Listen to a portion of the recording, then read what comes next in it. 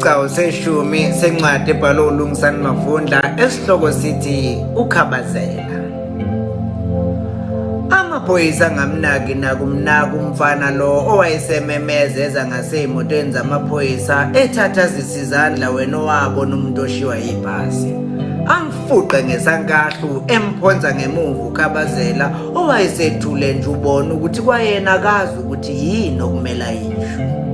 Ekufikeni kwabe esiteshini samaphoyisa bafike bamvalele egumbini labazoya ukuyobingelela imantshi, kodwa kwathi ngoba namhlanje uLwesihlanu kwaphoqa ukuba valelwe kuze kube umsombuluko. Kusa nje ekuseni ngomgqibelo ukhabazela udla inzipho, uyathatha uyabeka ngelokuthi kungani esikhathini esingangey'nsuku ey'mbili nje kuphela efikile ayithole sengena kwey'ngaki inkinga.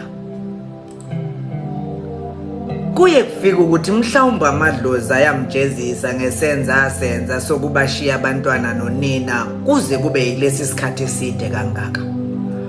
Ubuya khale abheke phezulu umezakhela isithombe mqondo sokuthi walinda kangakanani unina wabantwana bakhe ehlalele ethembeni lendoda engabuyanga. Inzonda ayithole kuzenzele idweba umfanekiso opheleleyo wesimo ababephila ngaphansi kwaso uyise engekho. Avala amehlo ekhuleka ecela enkosini nasey'nyanyeni zakubo komkhizi ukuba zisale sezimthethelele emacaleni awenzileyo.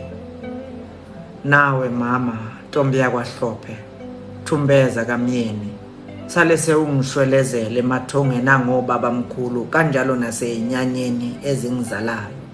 Ningephule kulolu taku, sengiyisole ngokwanele kanti ngizimisela ukubuyisela izinto esimeni sazo, nginivusele nomuzi wenu lo osuhlikizeka.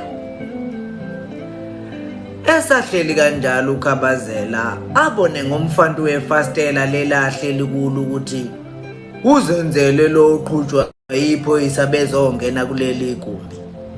Ethuke ezibuza ukuthi ngabe uzenzela uzokwenzani lapha ekuseni kangaka njengoba nesikhathi sokwedlula kwebhasi okuyilona lodwa elihambayo lapha lifike hayibo alikakadluli nje.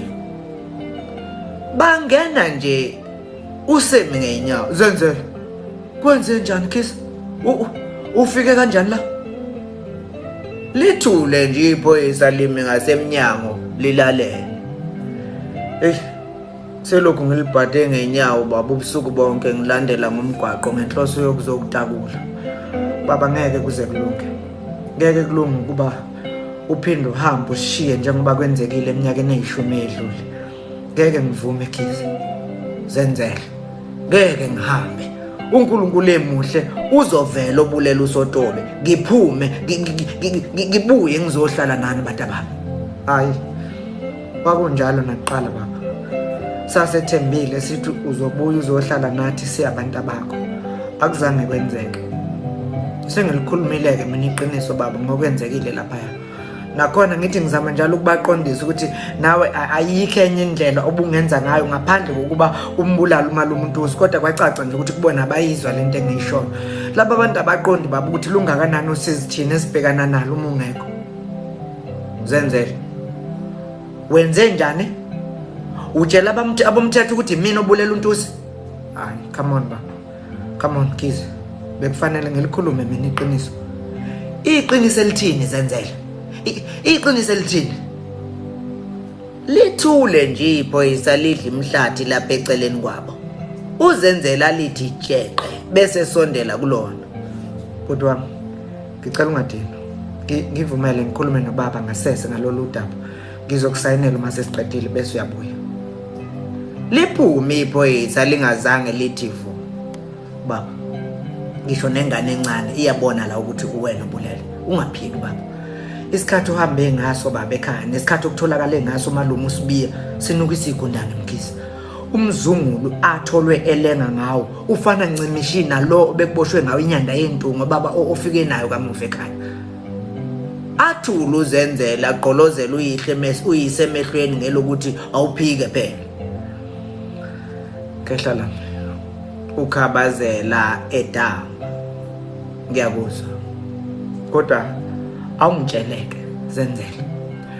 Wena ngihlangane nawe ngesikhathi sokuphuma kweingane zesikole okuyinto yasemini yantambama. Endleleni yami eyehlathini ngidlule kwaMsomi owufakazi ukuthi sike sahlala impela sixoxe umkakhe waze wangiphakamela nangesiphuzo. Ngisuke eMantsomeni selithambama impela nomdlwana abanginikeze wona sengiphuthume indungo leze bengivele ngiyiphumele. Yizo futhi lezo Zenzele engifike nazo ziwumnyabo omkhulu impela. Manje ke tshela mina njengoba ngibuye ngesikhathi sokuvalelwa kweinkomo yinini ke la bengathola khona ithuba lokuvakashela eMantsomeni ngiphinde ngigawula intungo bese futhi kuwo lo mnyama ngibulala umuntu. Zenzele wenza iphuthe elikhulu umfana wami ngalento. Ahleke kancane uze time ngiyakuzwa mina yabo mina baba ngiyakuzwa futhi abaningi abangakwazi bangakukholwa kulento eshoyo yabo. Mina baba ngiyazi ukuthi wena bewungenza noma yini ukuze thina nohlanganani sibe nekhaya elifudumele. Ngiqonda kahle baba mina lona nesizathu ke nje esikwenze wenza lokho futhi angikusoli ngakho mina baba. Engilwa nakho ilokho ukuthi uzohlala ejele baba. Siphinde sisale futhi emveni kwethembe lingake bese lingivukele lokuzizwa ngisothandeni kaBaba. Kodwa Zenzele baba nalapho ubusaqhuba bona ubuqhawe bokulwela okuwokwakho. Uyilona ngempela leli qhawuma owayesitshela ngalo baba. Uyazi wena uyilona athulu Zenzele nomkhize abindeke. Wenza iphutha ndodana likhulu icala lokubulala umuntu. Khona ke bekuthiwa ngiyambulala besize sihlanganele phakathi ehlathini nje bengaze kanjani mina ukuthi uzobe esehlathini ngalesi yasikhathi. Ayaluza umkhize ntanta lapha ngaphakathi kuleli igumbi elincane kanjena. Athule nje uZenzele ubona kahle nje ukuthi uyisu seyihlele kahle lento yakhe yokuphunyuka kuleli icala elisobala nje kanjena. Baba ngokubona ukuthi iminyaka yami ayivumi ukuthi ngingaboshwa futhi kakhulukazi njengoba ngifunda isikole nje kuthe uma laba bomthetho bengayivumi lento ukuthi bekufanele ubulale ngavele ngashintsha istory ngashintsha inkulumo ngathi ubuhamba nami futhi yimi engilengisa umali umuntu. Zenzele kubabaza ukhabazela ethwala izandla ekhanda. Uyaphila la ekhanda lakho wena? Uyaphila la ekhanda lakho?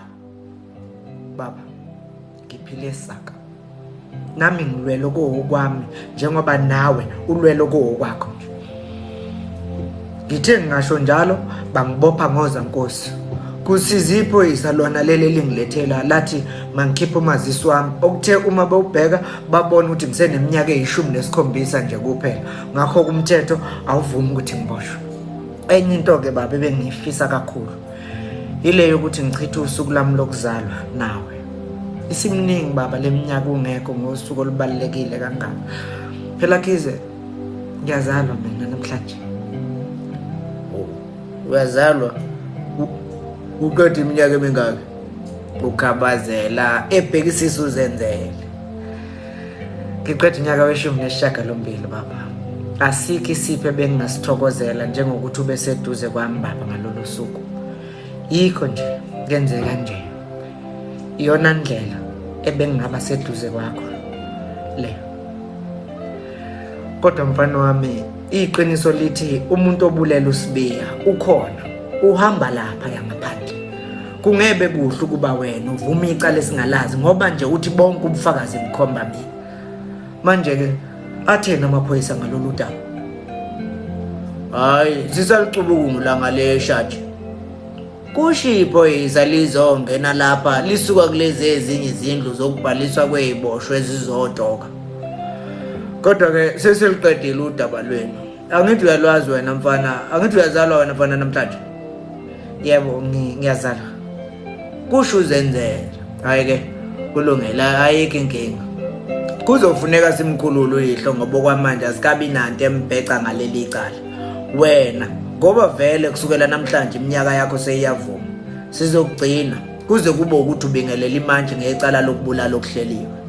ngiyethemba ukuthi isigebo sakho siyokwehliswa njengoba kuwena ozinikele emaphoyiseni nje. Asambe wena yise. Kodwa nawe awukakaphumi enxavuleni njengoba kuvela ukuthi nje benihamba nobabili nalomfana. Kusho iphoyisa likhombisa ukabazela umnyango ngelokuthi ngilandele. Uzenzela useyabakaza manje ucwebe inyembezi. Bantu bomthetho yonakele yonke lento. Akusiyena umfana obulela umuntu. Lalela ke la wena baba. Singezodlala nina la. Umfana uyivumelena ngokwakho ukuthi uyena obulela. Manje wena usummeli wakhe. Asambeni uye kungibhedela wena. Ho. Kusenjalo kuqhamuke elinye iphoyisa seliqhubuka khuzayo owayesebelethe izandla emhlane eboshwe ngozankosi beze khona kulelo. Kokhuzwayo.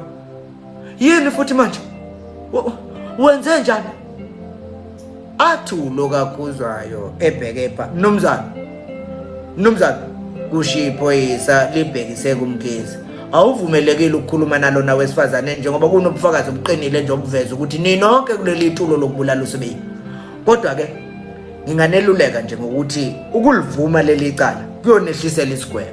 Uma kunzima ukwenza lokho, ngingathi nje kini uma kukhona ofuna ukuphenduka ufakazi wenkantolo kuyokwenza umsebenzi wethu ube lula kakhulu. Kuphinde kusheshise nesikhathi sokuqulwa kwaleli cala. Lishaya isikhwehlele iphoyisa. Mzobe awungiphi isikhisa ngale? Sikhiyele selasithatha iphoyisa lase ligugusha njalo liphikelele ngala kutoka khona besifazane. Ngcolwane umkhize ebhekise kumzobe. Sengingaqinisekisa mnewethu ukuthi imbudane yonke lento yaleli cala kuyiqiniso. Yebo ufile umuntu. Kodwa ke kanjani ukuthi singambulala sonke siwumndeni? Ake niyibhekisise kahle madoda lento. Kodwa ngesikhathi nisayibhekisisa ningikhulule mina nomndeni wami sikwazi ukuyolungisa izinto. Mnumzane uzophuma nami noma ufuna ukulala la esitokisini?